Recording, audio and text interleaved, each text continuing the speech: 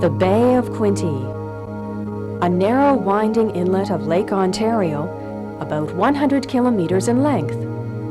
A drainage area over 17,000 square kilometers. An important component of the Great Lakes ecosystem, the largest body of fresh water on Earth. A vital part of our economic and social development. Today, over 200,000 people live along the bay's shores or in its watershed. From a distance, the Bay of Quinte is a thing of beauty. Close up, it can be something else. The bay is polluted, and it needs your help.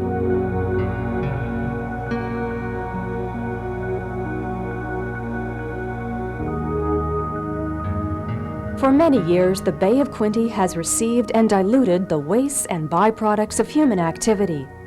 As a result, a number of serious water quality problems exist today. The Bay of Quinte receives excessive amounts of phosphorus from sources such as sewage treatment plants, agriculture, and industry. This nutrient increases algae growth, which in turn causes a number of problems. Water clarity is decreased, oxygen is depleted, unpleasant odors are produced, and the cost of water treatment is increased. Bacteria which threaten human health and make swimming unsafe are frequently measured in high levels at Quinte beaches. Persistent toxic contaminants from industrial, agricultural, and residential sources have accumulated to unacceptable levels in the bay's sediments, fish, and wildlife. In some cases, human health may be at risk. 2/3 of the bay's natural shoreline has been converted to urban, residential, industrial, and agricultural use. Vital wetlands, as well as fish and wildlife habitats, have been destroyed, and the environmental integrity of the bay impaired. The bay's remaining natural shoreline is threatened. In all, 10 beneficial uses of the bay's waters have been impaired. The International Joint Commission overseeing Canadian-American boundary water issues identified the Bay of Quinte as one of 43 areas of concern. To address the water quality problems, a Remedial Action Plan, or RAP, is being prepared. A RAP team, representing federal and provincial government agencies, has been formed to deal with the Bay's water quality problems in 3 stages.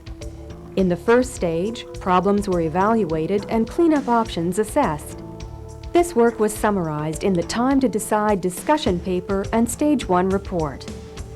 To provide public input, a Public Advisory Committee, or PAC, was formed, representing a broad cross-section of interests, including municipalities, various industrial groups, and environmental organizations.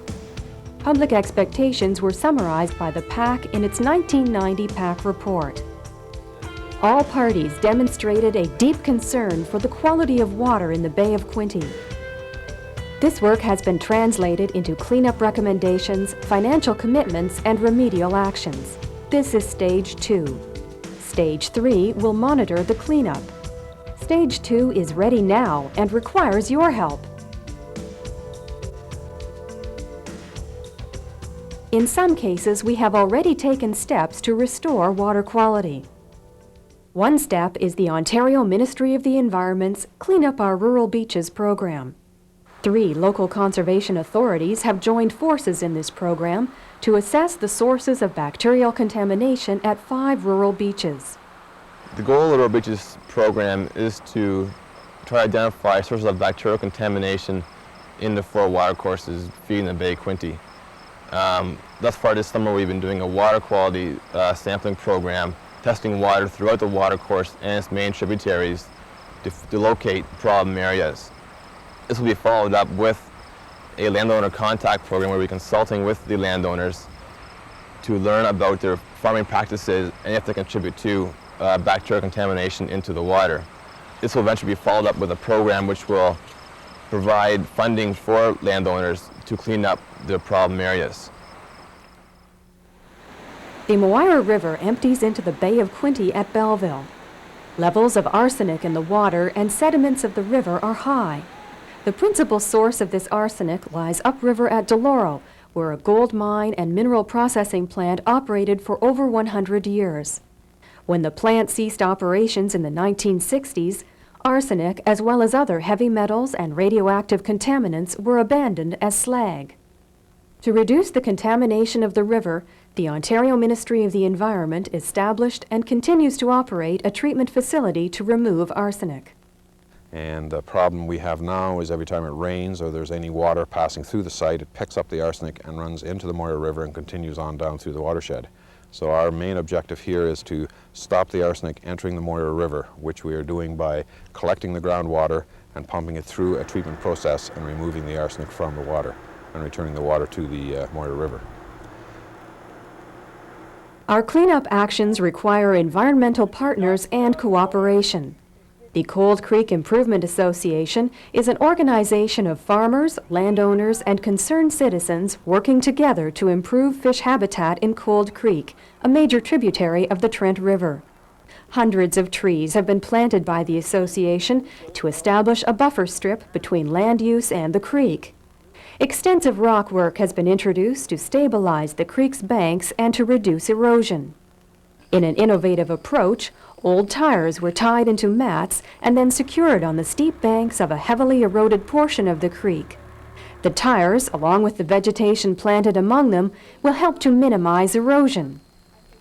Water quality in the creek is also impaired by agricultural runoff. We have introduced a possible solution at the Molker Brothers farm near Wooler. Right now, the way the situation is, it's uncontrolled runoff from their manure storage area and their barnyard area. They happen to be located right on the edge of the floodplain of Cold Creek, and every time it rains, the nutrients, bacteria, enter the creek directly and are causing water quality problems both in the creek and eventually in the bay. And this is a good example of the type of situation that exists in many locations around the Bay of Quinte. What we're going to do here as a demonstration project, we've had a number of agencies that are cooperating to assist the Mokers in constructing a proper manure storage facility which will contain the manure from their dairy operation, also the milkhouse waste. The manure will be spread upon the agricultural lands as a fertilizer. This will prevent it from entering into the creek. As well, the farm will benefit in that they won't have the loss of nutrients to the creek. They'll be able to contain them all and use them as a fertilizer.